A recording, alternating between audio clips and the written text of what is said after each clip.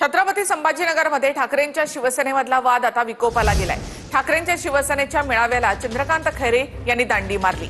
अंबादास दानवे यांच्यामुळे चंद्रकांत खैरे यांनी मेळाव्याला जाणं टाळलं अशी चर्चा आहे। तर मला अंबादास दानवेंनी आमंत्रण दिलं नव्हतं असं खैरे म्हणाले। अंबादास दानवे यांची उद्धव ठाकरे यांच्याकडे तक्रार करणार असंही चंद्रकांत खैरेंनी म्हटलंय। तर खैरेंनी दांडी का मारली हे त्यांनाच विचारा असं अंबादास दानवे यांनी म्हटलं आहे। मला सांगितलं नाही अंबादास दानवेने। स्पष्ट सांगतो मी उद्धव साहेबांना सांगणार आहे। आता मला अंबादासने सांगितलेलंच नाहीये। तो अंबादास दानवे स्वतःला असं समजतो की बस तो आहे तो सगळ्यात मोठा। किती 2-4 महिन्याचाच आहे तो।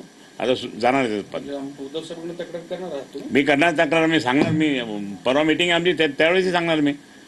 पण तुम्ही आम्हाला त्या ठिकाणी काय समजता? कचरा समजता तुम्ही?